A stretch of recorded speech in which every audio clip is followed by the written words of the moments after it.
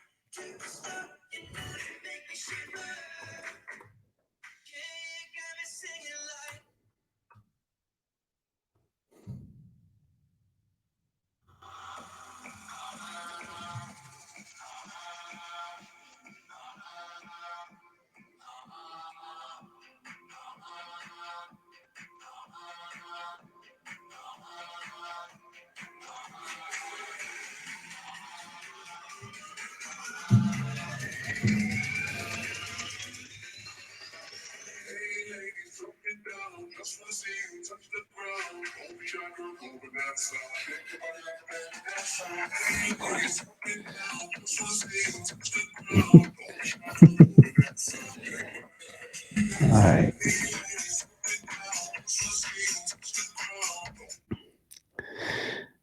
All right.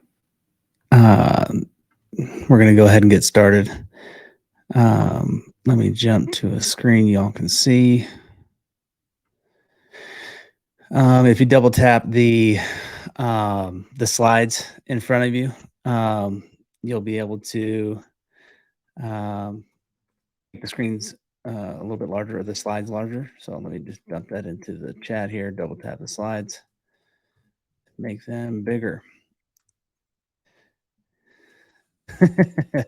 Exactly. Elevator music. I was shooting for EDM. I didn't know how far to take it, Danielle, but yeah, next time we'll get a little edgier on it. And maybe we'll just let some play out at the end. So today's chat is inspired by a quick question from I think it was Christy at HubSpot who mentioned something about using ABM in partnerships for acquisition over the weekend. That was Sunday, and so on Monday we decided to spin up this this webinar and create the content. This is what we do.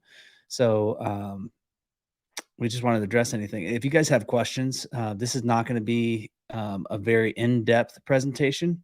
Hopefully we'll drop off some nuggets of value that spur some questions. I do have office hours for partnership leaders directly after this, so we can hang out here and you can ask questions in the chat and I'll just keep fielding them.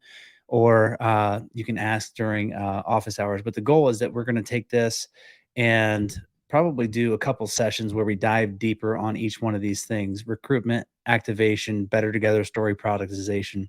Um, and every single time we do that, we are going to kind of, as a overlay, hit the main points around business case building and how do you work with the other teams, customer marketing, demand gen, your sales team, and your partners, same opposite teams for those things. How do you work with all of those, all six of those teams to get better results? So, um, again, thanks everybody for coming. If you have any questions, again, drop it into the chat. But let's go ahead and get going. So, part of what we do is that we built our own ABM stack, and we specialize in making, productizing the better together story between partners. That means we build the assets, we do the videos, we do customer interviews, we create landing pages that essentially answer all the questions that buyers have. When you move from just looking at your workout to maybe ordering something on Stitch Fix to looking at cars like at Carvana, and then you get to work and you start looking for integrations, your expectations for what answers you're supposed to find digitally do not change just because you're now looking for a partner integration. They don't change. So we specialize in making sure that, and it's nothing magical. It's just a lot of times there's not enough arms and legs to focus on creating these assets, and it gets you unstuck in terms of being able to get to market, mobilizing your marketing team, mobilizing all the different stakeholder groups to get to the value that we think is behind that partnership. We can do it in a bunch of different ways, where we do 2-partner, 3-partner, 4-partner, on-demand partner, a bunch of enablement, and we'll get into a little bit of that.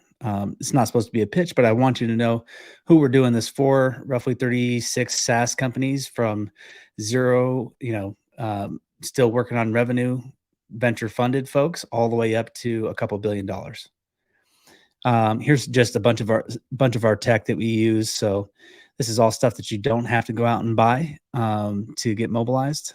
But let's get into it. If we think about why ABM inside of partnerships, let's answer that question first. One, it's efficient and it's effective. The nature of partnerships is that it's list based all the time, right? And not only that, it's very, very relationship driven. So part of what we try to do, and the luxury that ABM gives us, is that we can have 10 people on a list, and that can be 100% of the campaign, right? Or we can have 5, or we could just have 1. And a lot of times, the intelligence that you get around your buying counsel or the person that's going to move the deal forward is what feeds into this ABM campaign. So we have a very limited scope. And because of that limited scope, we have a limited spend, which means that if we identify a couple accounts, right, they're all going to be 100% ICP aligned, 100% qualified. And if the list that we're picking from is long enough, we're going to enrich it with intent, right? And now, if we're enriching with intent, then that means we're separating that 95% of the market that's not in market today. They're kind of out market. And then the 5% that is supposedly in market. And then there's some gray area of 10% around that is on its way, right? They're journeying towards that in market stage. We want our list to be as comprised of those populations as possible. But if we think about the scope, if it's 5 contacts per account, maybe that's 3 personas and 2 extras, 100 accounts. We're only talking about marketing to 500 people.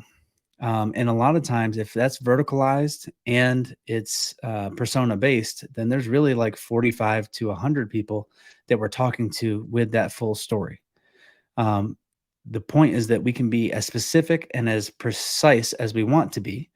But the goal is that it's effective because instead of spraying and praying and running cold outbound, we can be very, very personalized.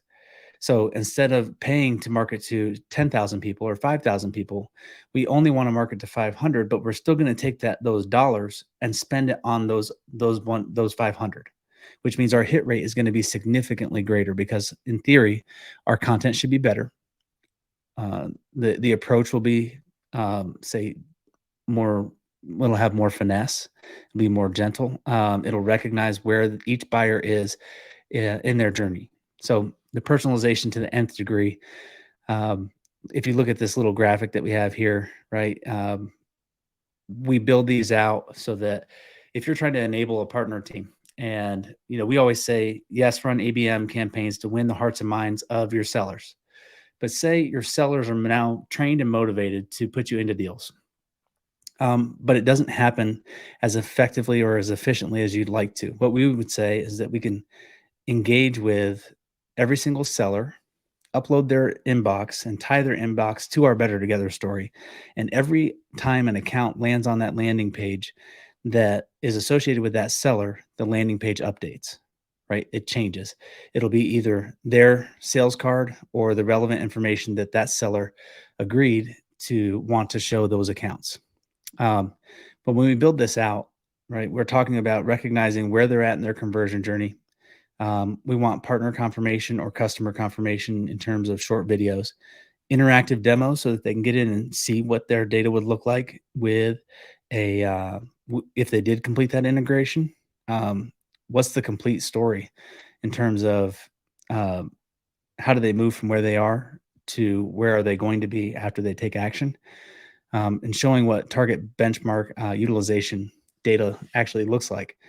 A lot of times people put use case information out there that's kind of so it's so fantastic that it's an edge case, right? It doesn't represent what's actually going to happen. And so we think that being more clear about that builds more trust. And so that's kind of the structure of it. ABM allows you to build out the story this way so that you can walk them along and give them all the information that they think they would need to convert in one shot in a digestible way, and meet their expectations. So if we jump in and we start talking about recruiting, so how do we go out and recruit our most valuable partnerships? For us, the biggest question is, what could we expect? So we expect that you should get somewhere between a 40 to 70% hit rate in terms of you should be set up with meetings with 40 to 70% of the targets that you want to go out and acquire in terms of partners. And we say that because roughly 30% will be no's, right off the bat. Some will be not right nows, and others will be in the midst of kind of figuring themselves out. So either way, the timing will just be off. In terms of what's the target count look like? So if we find 20 partnerships that if those 20 partnerships will help you 2x your revenue target next year, we think about pipeline coverage. How many leads do I need to go out to make sure that I end up coming back with X amount of sales qualified opportunities? Sometimes that's 2x if you're dialed in. The more you open up that aperture in terms of who you're marketing to, it'll be 3x or 4x. We want to think about partnerships the exact same way. So how many partnerships do I need in order to double my revenue next year? And then when I think about going out and recruiting them, their partner experience starts before they become a partner, meaning we want to treat them with thoughtfulness and intentionality. And you guys experience this in your own lives. Anytime someone does that, if you're traveling or if someone just comes to you with thoughtfulness, relevancy, and intentionality, and it doesn't even matter sometimes the quality, because the intentionality and the approach is just so genuine, they can almost take whatever they want from you, meaning they could have your time, you can answer questions, you'd be happy to share things. It opens up so many doors. But when you do it digitally, then you do it professionally, it kicks those doors in, right? So if we think that there's deep 6-figure or 7-figure value at the other end of each of your most desired partnerships in a year, why spend time trying to go out and fill in the long tail, right?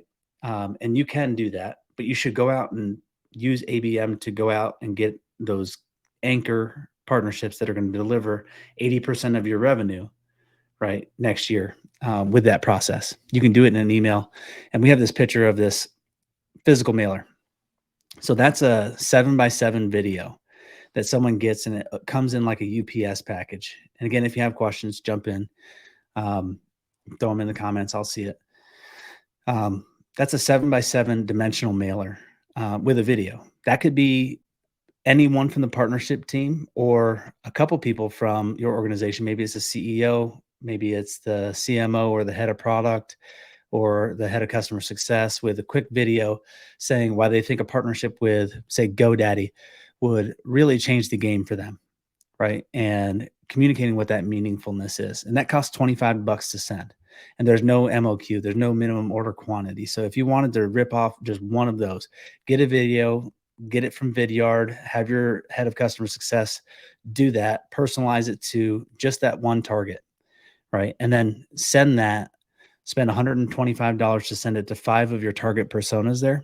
And that's ABM, right? You don't need in all honesty, you don't need 6 cents. You don't need demand base. You don't need those things to do ABM. You need to be thoughtful. You need to be intentional. If you want to scale things and take it to a bigger scale or more effect, then demand base and 6 cents and follows and all these other things, Bombora intent, they all do start to play a role in being able to scale you there. But you got to figure out what works for you. You may not need a single thing other than email and the ability to send out some of these video mailers as just a for instance, to get the job done. Grove Cookies, if you've seen those out there, that's another veteran-owned company. Shout out to them. Give them all the support you can. And I'm a veteran, in case anybody can't tell. But they've been a part of a bunch of appreciation plays, customer success plays, and effectively it's ABM, right? If you think about Sendoso and what they do, that's what's happening. So smoke tests, right? We call it a smoke test because after you get past that acquisition phase with a partner and you get papered up, you've overlapped accounts, you found out that there's gold in those hills, there's a lot of money to be made. What do we then do? Because a lot of people still don't trust whether or not you can scale the value inside of partnerships. And so ABM gives you the opportunity to create tests for your marketing team, right? To validate your partnership led growth opportunity that you think is in front of you. So if we redefine what partner overlap data is, it's nothing more than definitive lists of accounts where the probability of conversion is significantly higher because there's already trust, right? The opening part of the relationship is shorter and the ability to create or capitalize on intent is unique. So if I can unpack that for a second, we know that there's trust because our partners are there and they're going to eventually be able to give us an intro or send some sort of communication on our behalf.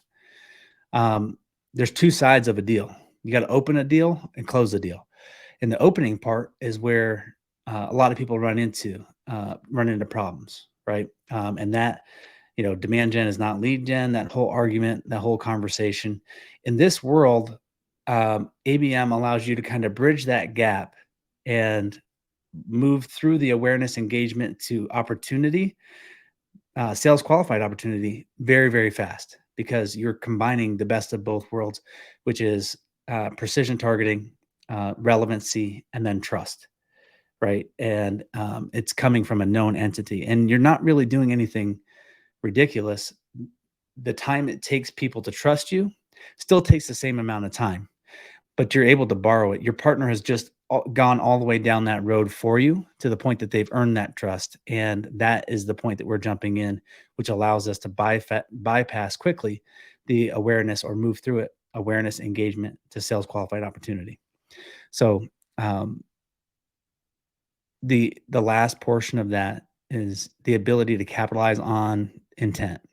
So if we end up with overlaps where I can introduce your partner team to say 57 accounts, not a ton of accounts, but let's say they're all enterprise accounts that I could introduce you to, or 20 of them are enterprise accounts. And your annual order value is say $100,000. That's $2 million. That's $2 million in sales qualified opportunity and it's just 20 accounts. At the end of the day, it'd probably be 100 people that you have to market to, right? you want to use ABM to get just that message out to those folks. But it does two things. It allows your marketing team to create a test and validate, does going to market with partners work better than going directly. So what we usually do when we have the opportunity is to split the campaign. We'll take those, say, 50 accounts, enrich it with intent, make sure that everybody is demonstrating a signal or an intent for what we're trying to sell or in the category that we're trying to sell. And then we will split that up 70-30. 30% goes to direct marketing, and they will market to those accounts the traditional way that they do demand gen. And then the 70% that's left, we'll use ABM using a convertible better together story in conjunction with the customer success and partner team, right? From our partners. This does a couple things. One, you're trying to build buy-in in that team to support you better and not just continue to be a checkbox that they are trying to get off the bottom of their to-do list, right? The other thing is that you're trying to build a case to be able to do this at least 10 to 12 more times. You want to build a portfolio of folks that you can do this with. So ABM will create as an externality this clean business case. Because we've bifurcated that account list, we have clean attribution, right? Because anything that we're going after, the direct marketing team should use as a suppression list, right? So nothing that they have will, or everything that they have will exclude those accounts, right? Not only this, but you'll understand what the demand gen multiplier is from the partner. So when we spend money with a partner, how much more do we get out of it in terms of dollar for dollar yield? Because you'll be able to compare exactly what happens from the direct motion from the partner motion. And then obviously you have sales qualified pipeline. So, and I know we're all in it for that. And that helps marketing all day long, no matter what the outcome is of this test, marketing wins and partners win. So your VP of demand gen, your ABM team, they get to win more revenue faster doing it through partnerships, or they find out that they can do it faster direct than with that partner.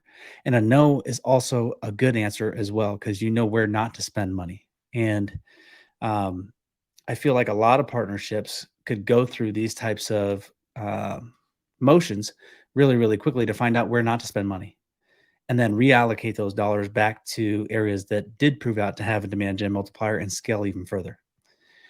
So we call that a smoke test. It's generally a 60 to 120 day type of experience where we do get all hands on deck to be able to have this type of experience take place.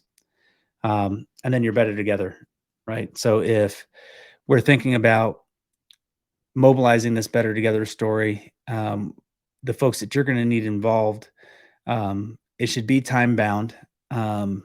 We want it to kind of serve as a qualification period. Even if you're going back through and requalifying a partnership, we want them, one, co-investing with you, but two, doing it in a confined way, in a precise way. So ABM offers, again, just because it's list based, the ability for you to do that. And when we have our facilitations, when we run facilitations on overlap data, there's three populations that you end up with. The populations that are already ready for co-sell, which means those are accounts that introductions can be made both directions immediately. We'll throw those on awareness campaigns, make sure they're aware of the Better Together story and start targeting them. And then there's accounts that require co-marketing for one reason or another to bring to that co-sell stage. And that is about a 60 to 90 day period. And then there's just accounts that you can't touch, right? These accounts that you can't touch, they are either close to renewal, the seller's protecting them, customer success is protecting them.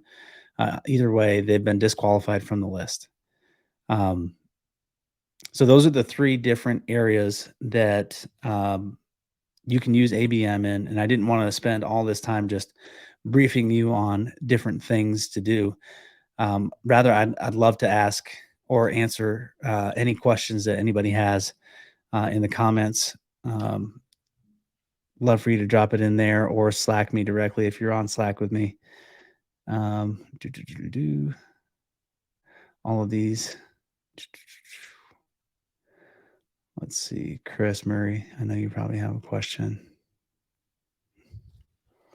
Let's see.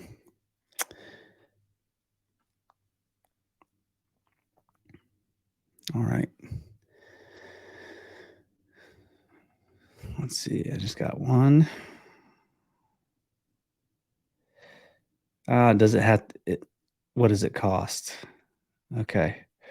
Yeah. So again, ABM doesn't have to cost a lot. Um, it's all about being intentional, um, especially if you're talking about the partner recruitment side or the acquisition side.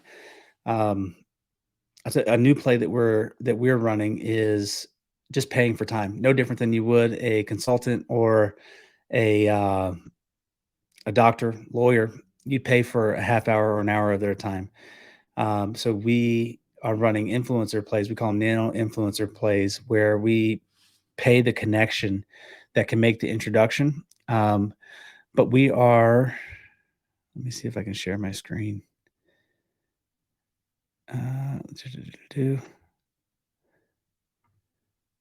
let's see. Um, we are. So when we think about going out and recruiting, this is for a current customer, and most of the information is this was our first iteration. I pulled it up to grab that screenshot, but this is a partner prospectus. And so when we talk about being intentional, one of the things that we can do is immediately show them how we create demand, right? Show them the audiences that we captivate by job function, by industry. Show, what's the on-brand website traffic monthly? What's the average online of event active viewers? What's the average watch time? Email open rate. These are the things that are going to tell you really, really quickly if you guys can potentially find money together. Um, and again, this is an old iteration. Talk about your ideal customer profile. Talk about how you like to partner, collaborate, revenue, and influence. Right. So we want to quantify the total addressable revenue, and all you're doing is communicating really, really quickly what it's going to be like to work with you. And the first thing that you led with was, here's how we go to market. Here's how we're successful in creating demand. So they're immediately going to judge that as a positive or a negative in relation to the rest of the partner population. Um, let's see. So that's a quick introduction there. Let's see. I'm a demand-based user familiar with Sixth Sense. Can you elaborate on how you leverage these platforms for recruiting? Yep. Um, let's see. Would there be something too big or small to focus on? What's the sweet spot? All right. Good questions. Okay. So let me just go in order. Intentionality, the focus, way more important. Yes, 100%. 100%, Trey. The one of the platforms that helps us do that is follows. And if you haven't seen these boards, they're fantastic. And if you ever want an experience in one, and personalization at its greatest extent, by vertical, by seller, um, there's a whole bunch that you can do here. And when I say personalization, I don't just mean we can substitute in text throughout the landing page based on the account and the persona of the person who landed on it in that account. We can substitute the whole container. Not only that, but the sellers or customer success teams that own those accounts are assigned to it, right? At least from a data perspective, we can have their cards change, their calendar link change. There's so much that we can update as so powerful of a tool that, especially inside of partnerships, because again, it's all list based. And the beauty of personalization is that it comes from knowing the person or having already cookied that individual. So as long as you're not fishing in the dark, which is going after prospect overlaps, then one of your partner teams already has 100% of the data, which means that when you go in and you launch this campaign, it's already saying, "Hey, Chris, I see that you're in a SaaS marketing organization. Here's how we work better together with da, da, da, da, da," and it pulls in the case studies, all the things dynamically. So it's a beautiful thing to leverage those boards. What would be something too big or too small to focus on? What's the sweet spot? At the end of the day, this is an investment game, and when we're trying to build buy-in with leadership, we want to take this away from random acts of partnerships into an investable model. And investable models sound like creating portfolios of activity that continuously have a predictable yield. We get to predictable yields by leveraging data around on brand traffic, throughput measurements like what's your lead to prospect, prospect to opportunity, or prospect to lead, prospect to or lead to opportunity, opportunity to close one. What are those conversion rates? Right? What do they look like? And what partners are delivering at what? So it's like 4 questions plus one that we can go look up with SEMrush. And that would give us the ability to create a portfolio and a scenario that says, if we spent $1 million to our partners this year, here's what that would look like. And 250 of that goes to co-marketing and the rest goes to whatever it goes to. Here's how that 250 would shake out based on X random distribution. And we can help you solve for that, but it would give you a model that you can deal with, that a CFO could say, okay, this is like a security blanket to me. I can function on that. But what's the sweet spot? We have some customers that hired us to go after 3 accounts, right? And those 3 accounts, those net new 3 partners would yield somewhere around $20 million, right, in net new pipeline for them. So if we get one, the whole thing's a success. Shut it all off. They won't shut it all off. We're going to continue to pursue. But when we get one, they win. And that's a CEO signed document. You know what I mean? It dynamically shifts the whole conversation around partnerships. Okay, so here we go. I'm a demand-based user and familiar with 6sense. So can you elaborate on how you leverage these platforms for recruiting? Absolutely. It could be, yes, it could be a whole presentation. Intent setups, behavior-based automations. Yes. Yeah. You're speaking my language, Danielle. That is the beautiful thing about demand-based, is that if you can take these partner overlaps, right, and your ABM team is there, take the partner overlaps, because now we're talking about, these are high trust populations. Stay in customer or customer opportunity blocks. Don't go out of those 3 blocks. Opportunity, it's too much. So stay in those 3 blocks, but take those accounts and then go enrich them with intent, right? And then once you have that population, now you can say, okay, let's find out, now that it's enriched, let's go verticalized with each one of those things, or persona based. And if you have the legs for it, then pick a persona or 2, and then do 2 verticals, and go after 2 verticals and 2 personas inside each of those verticals, and try to open up opportunities in those accounts that fit that bill. Your hit rate is going to be significantly higher. One, you're going to run these unaware to aware ads, right? You're going to leverage LinkedIn to also try to drive conversion there. And you may also use the on behalf of that happens inside of follows boards, which is beautiful. So now you're running ads, driving engagement on accounts that trust is high. They're already demonstrating intent, and you are trying to create a sales qualified opportunity. And this is where people get stuck. Everyone gets hung at engagement. But what we want to do is work with that partner team and find out, one, is an introduction possible, right? And we don't even need, with follows, we don't need that team to actually buy in. We just need them to authenticate their email. And as long as the head of success buys in on going after this population of revenue, we can send on behalf of that customer success team and make that introduction happen. And we can have your seller on the underside of that. So we use the ad. The destination of the click is to, oh, got to drop. All right. Thanks, Denise. Thank you so much. The destination of the click is that landing page, and the landing page is also integrated with your seller. So we sent the email and the ad from the customer success. We kind of triangulated both of our ways in, got some engagement here. That triggered the email from the customer success team, got the conversion on the landing page. And when they set up a meeting, it set up with the partner seller, right? And it comes in with a little brief. Plus we have UTM. The forms are all baked in with Marketo, and I know we're getting real deep into marketing lingo, but 100% of that is a flow that works all day long. It works all day long, and most ABM teams, they're amazing at saying, here's our demand waterfall, and here's our target accounts, here's the ones that are aware, and here's the ones that are engaging. And then when it comes to sales qualified opportunities, there's crickets, right? And it's because of that integration, the personalization, being able to get that introduction over to borrow the trust, because you need a way to digitally borrow that trust and then channel it over to the sales team. If that doesn't happen, you're going to sit there and they'll read your Better Together story and then bounce. But they'll be informed. So, and I know Denise left, but I'm going to answer her question anyway. So, Blake, this is great. What would you say is the most effective ABM communication strategy to intent accounts? Email, video, content, partner intro? I would say, let's find out if this, who are you going after? If it's a big account that you feel like is worth, from an investor standpoint, we think about LTV to CAC ratio. And I know a lot of people are dumping on CAC ratios. If we think about what that account is worth to us, we pay for that Better Together story. That gets done.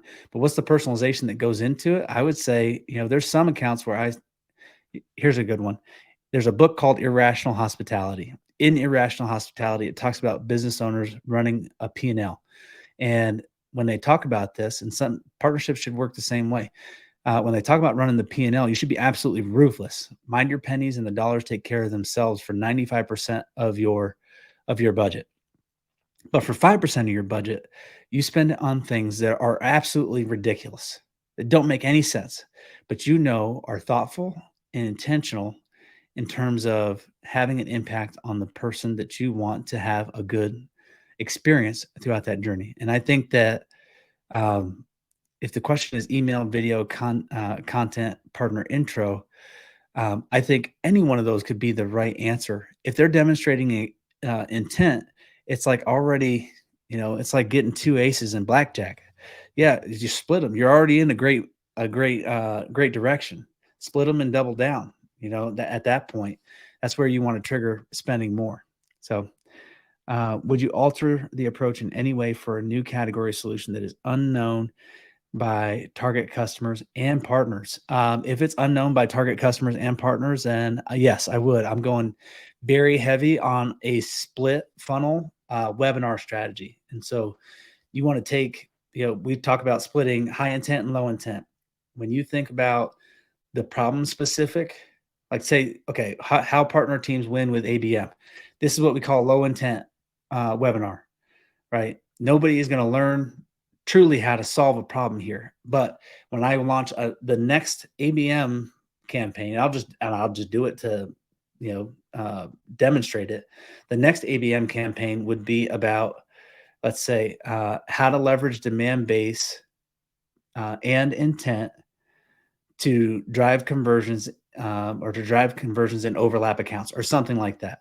Anybody who shows up to that is trying to fix that problem, right? It's not going to be, it might be way too advanced for a lot of folks, right? So the webinars like these, if you split that funnel, run always on low intent webinars, same thing from a high intent perspective. Pepper those in and force them to choose, let them self-select, right?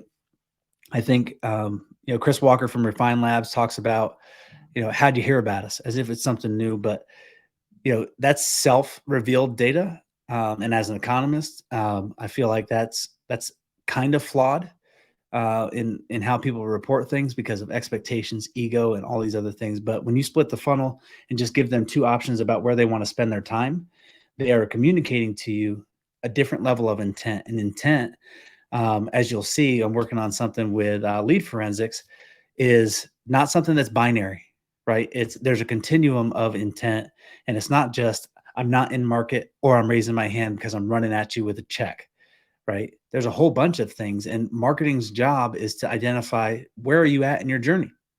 If I can pinpoint where you're at in your journey, then I can just give you one more thing to move you along. And that intent signal is significant. And so being precise there, I think really, really matters. But that's what I would do. If I'm creating a new category and my customers don't know and my partners don't know, then I got to run a whole bunch of low intent webinars and drive a whole bunch of low intent content and then pepper that with high intent opportunities for them to convert or demonstrate to me that they want to engage further in a different way. So hopefully I wasn't too far away from the microphone for that. Um, any other questions? Any other questions? Let's see.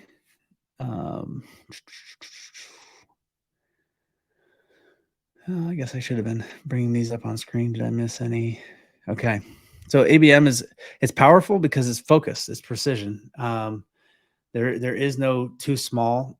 Maybe from an annual order value perspective, um, it may be too small um, to use demand base and 6 cents. But again, just because it's a $4,000 account doesn't mean. I mean, you surely shouldn't go buy demand base for that. You'd want to smoke test and find a pattern of intentionality and thoughtfulness that is useful in conversion in driving conversion, and then you'd want to try to scale that through through ads.